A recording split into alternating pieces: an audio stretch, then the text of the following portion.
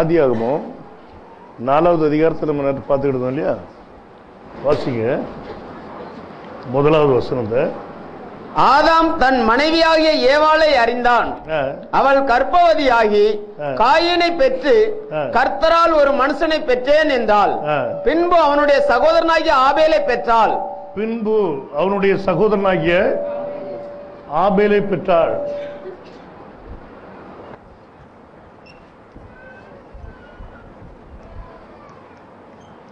எபிரேய மொழியில யாசாப்னு கொடுத்துருக்கு பின்புங்கிற வார்த்தைக்கு.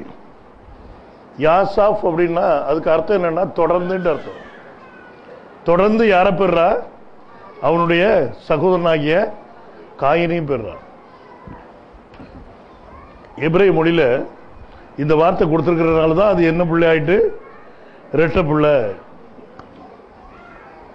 நிறைய இடத்துல அதை வந்து தப்பா வைக்க ஆரம்பிடுவாங்க.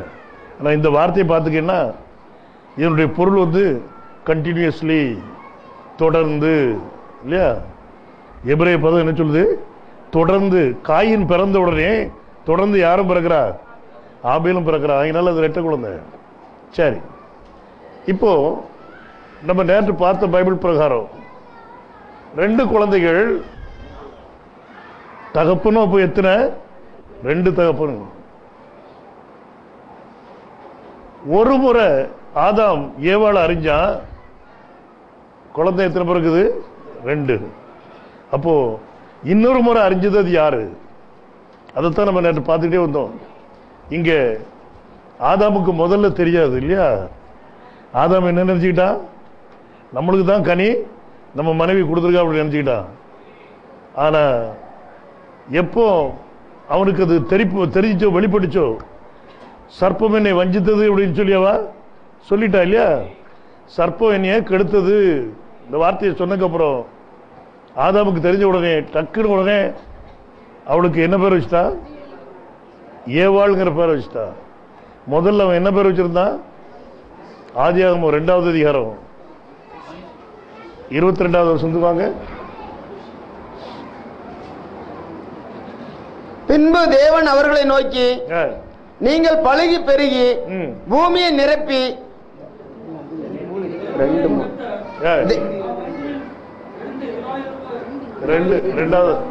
தேவனாகிய கர்த்தர் தாம் மனுஷனில் எடுத்த விலா எலும்பை மனுஷியாக உருவாக்கி அவளை மனுஷனிடத்தில் கொண்டு வந்தார். அப்பொழுது ஆதாம், இவள் என் எலும்பில் எலும்பும் என் மாம்சத்தில் மாம்சவுமாய் இருக்கிறாள். இவள் மனுஷனில் எடுக்கப்பட்டபடியினால் மனுஷி என்னப்படுவாள் என்றான். அவளுக்கு என்ன பேர் வச்சிருந்தா? மனுஷின்னு பேர் வச்சிருந்தா. ஏன் மனுஷின்னு பேர் வச்சிருந்தா? அவ என்னுடைய எலும்புக்கு எலும்பும் என்னுடைய மாமிசத்துக்கு மாமிசமும் இருக்கிறா, மாமிசமா இருக்கிறான்னு சொல்லி போட்டிருந்தா. ஆகினால அவளுக்கு பேர் மனுஷி. ஆனா இப்போ இவ ஆதாமுக்கு எலும்புக்கு எலும்பு மட்டும் இல்ல, மாமிசத்துக்கு மாமிசம் மட்டும் இல்ல, சர்ப்பத்துக்கு யாராயிட்டா? மாமிசத்துக்கு மாமிசம் ஆயிட்டா. அதனால பேரை உடனே மாத்திரான் டக்குன்னு. மனுஷிங்கிற பேரை நீ எடுத்துட்டு என்ன பேர் வச்சுட்டா? ஏவாள். ஏவாளுக்கு அர்த்தம் என்ன? ஜீவன் உள்ளவர்களுக்கெல்லாம் தாய். அப்போ இந்த வயிற்றுல வளர்ற 2 குழந்தைகளுக்கும் யார் தாயி? இவதான் தாய்ப்பா. ஆனா நான் யாரு கிடையாது? தகப்பம் கிடையாது. தலையை வெளியே எடுத்து தான் பார்த்தீங்களா? நீங்க அதை கூர்ந்து கவனிச்சீங்கன்னா தான் தெரியும் இந்த பாயிண்ட் இல்லையா? பாருங்க, பைபிள் ஒன்று சொல்லுது. அப்போ ஆதாமுக்கும் ஏவாளுக்கும் இப்போ அங்க பிரிவினைக்குரிய நேரம் வருது பாருங்க.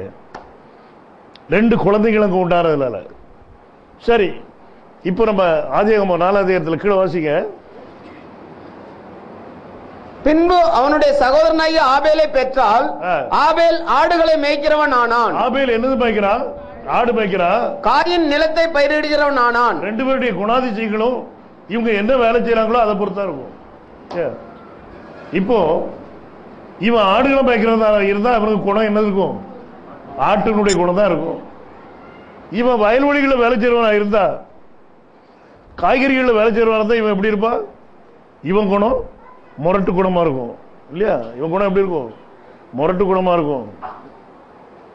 நீங்க தான் பார்த்திருப்பீங்களே, விவசாயிகளுடைய குணம் எப்படி இருக்கும்? முரட்டு குணமா இருக்கும். பக்கத்தில் போனா அறுவலை எடுத்து அப்படிதான் அப்போ ரெண்டு பேருடைய குணமும் மாறுபடுது. இவனுக்கு இவன் தகப்பனுடைய குணம் இருக்குது, ஆபேலுக்கு அவன் தகப்பனுடைய குணம். ஒருவன் தேவனுடைய புத்திரன், இன்னொருவன் சாசம் பிள்ளை.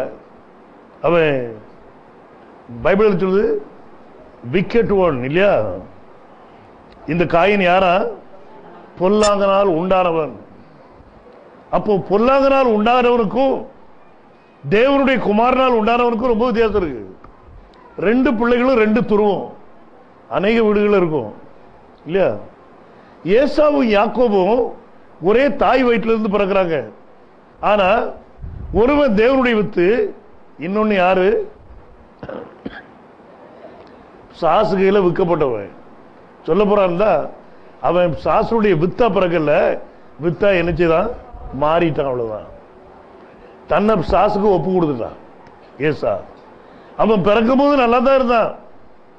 ஆனாலும் இங்க வேதம் சொல்லுது, பிள்ளைகள் நல்வினை தீவனை அறியறதுக்கு முன்னாலேயே தேவன் என்ன செய்தாரா? ஏசாவை வெறுத்தார், யாக்கோபு என்ன செய்தார்?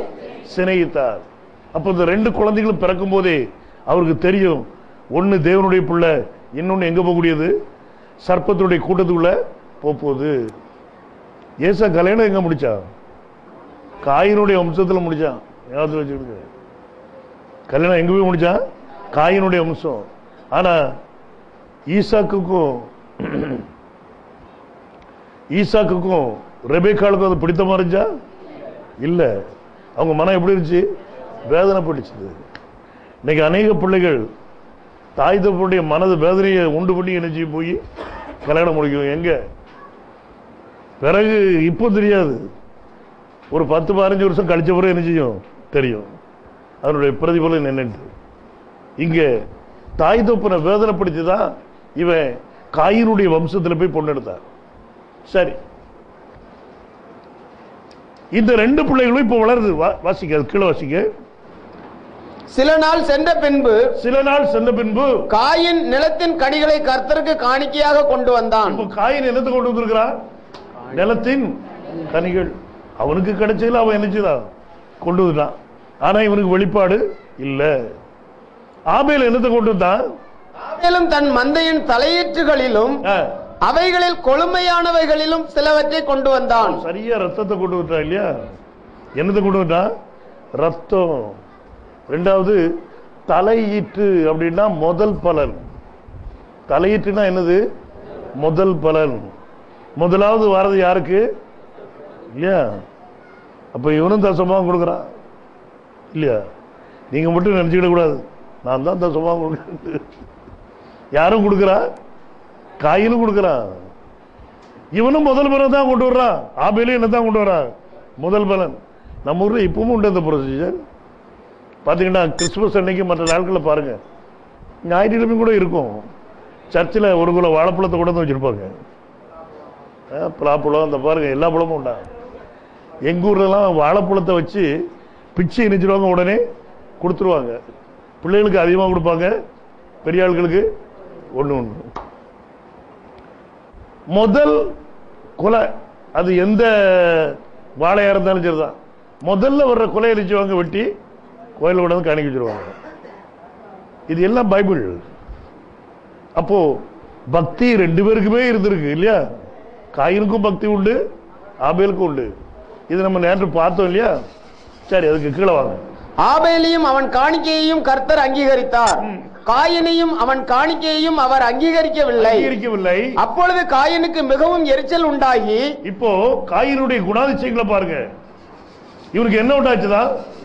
எரிச்சல் உண்டாச்சு. இது தேவகுமாரனுடைய குணமா? இந்த குணத்தை அப்படியே வச்சுக்கிட்டு தேவகுமார்னா, இப்ப உங்களுக்கு ஆதாமை பற்றி தெரியாது இல்லையா?